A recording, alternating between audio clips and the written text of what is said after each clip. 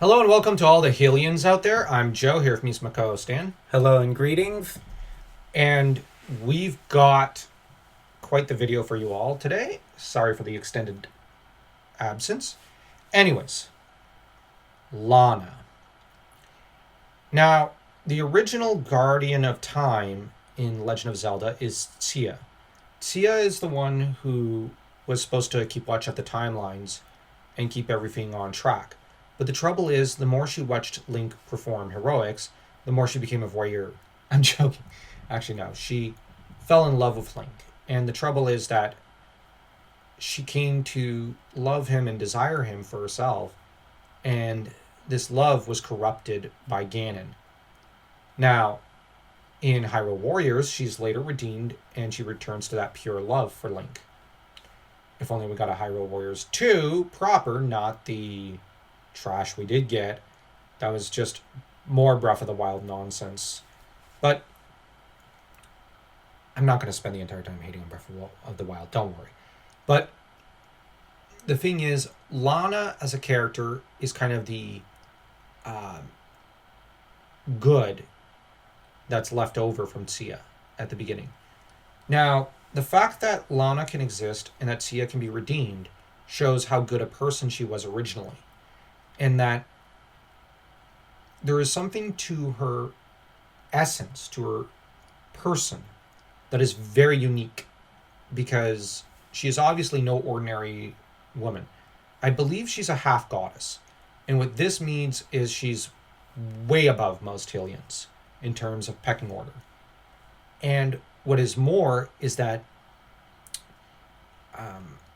this Guardian of Time obviously was immortal and had quite a bit of influence over, well, keeping the timeline straight.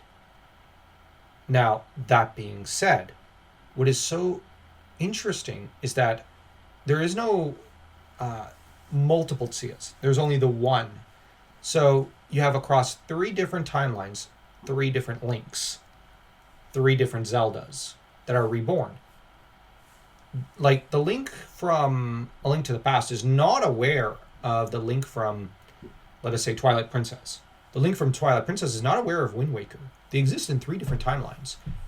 Tia is aware of each one and keeps an eye on all of them. So that's pretty interesting.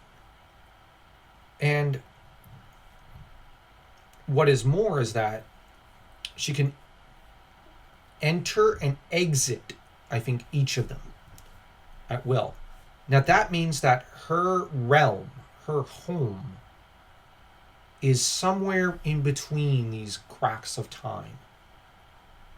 Now, what I would theorize is that the realm of the gods must be one that transcends time. That it's connected to each of these 3, and I'm going to say this Temple of Time of Tia's, which is not part of the physical Temple of Time, but is probably part of the actual metaphysical and spiritual Temple of Time, is connected to each of them. So they all connect like a pyramid near one point, and the bridge between the realm of the gods and these 3 different realms, so to speak, is Tia's temple. Is a different part of the sacred realm that even Ganon could not corrupt. Now, he obviously could kind of sense it and kind of influence it in some way, because, you know, when Tia would look in on the 3 different timelines, she made contact at some point with the demonic realm, or the dark world, where Ganon is. So this is a very fascinating metaphysical puzzle of sorts.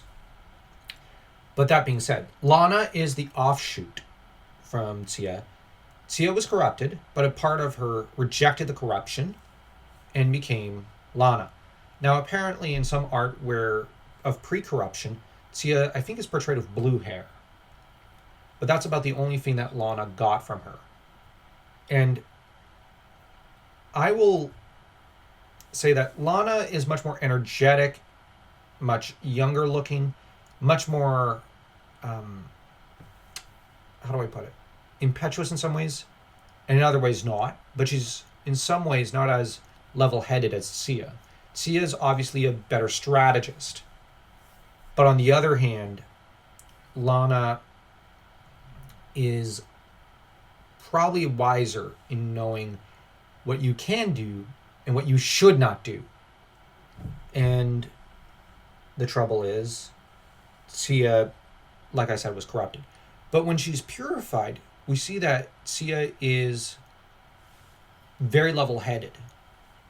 And, that could have been a great character arc. Heck, a game with her as the Triforce of Power Bearer would have been awesome. But, we can't have nice things. But Lana, for her part, seeks to, at first, try to stop Cia, then tries to convince her that she did wrong, then she seeks to revive her. Now, why revive? I will argue, because Lana's only a part of Cia, she can't exist without her. Now, this is where people will probably not be impressed, but Cia's the original. Cia can exist without Lana. Lana cannot exist without Cia. There's a strange, in my opinion, one-sided symbiotic relationship. As the original, Cia has a greater portion of the soul and the spirit and the body of sorts. Lana has a smaller proportion of it. Now, is Lana an integral part of Cia? Obviously. But when Cia's redeemed, there's no need for Lana. Now, Lana continuing to exist was just mere fan service. But I would argue, if I were the writer, I'd probably have Lana basically reabsorbed into Cia, so that you have the whole Guardian of Time restored to herself. Because really, Cia is Lana. And Lana's just an offshoot. Is a part of Cia that's rebelling against the corruption.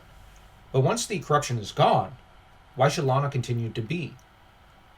Like, as a separate entity. It doesn't make any sense. But her still existing, like I said, my theory is, if Cia remains dead, Lana would disappear with time. She'd go poof. And the only thing that kept her intact was her great power. And kind of the fragment of Cia that's still out there. And that's tied to the Triforce of Power. So at that point, there was a need to go revive Cia in her entirety and restore to her the Triforce of Power. Now, what's interesting is that at the end of Hyrule Warriors, the sisters basically become the guardians of the Triforce as well. So the Triforce is restored to the sacred realm from whence it came, which is pretty fitting, which could potentially place this near the end of the timeline to an extent. But I'm not sure. On the other hand, I do think it could have led to a great sequel if you had had a redeemed Cia. Like, even if it was a classic Zelda game, I'd actually prefer that. Where you have Link who has to team up with Cia to save Zelda. That would have been great. We'd get a different love interest. We'd get to see Cia at her full power. We'd get, along with the Triforce of Power, in the hands of someone who's good. Naturally, you'd have to come up with a villain of that caliber. So you might have to bring back, like, Demise. On the other hand, you could always go with Vati, because since he's a demon lord. Or invent a new villain, a new demon lord. Heck, why not bring in Lorule's own kind of Vati, or like a different demon from there or something? Why not bring in I don't know. There's countless options you can do, and it would be interesting, but they didn't. Although, on the other hand, what did you first think of Lana? She's a pretty good character. Yeah, in terms of gameplay. I found she was rather cute as a character. Okay. Yeah, but Cia's way hotter.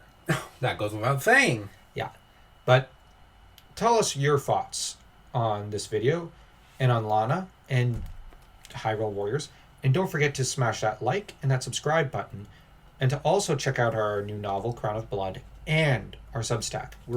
We've been writing some weekly Zelda articles over there, so do feel free to check those out. And until next time, toodles.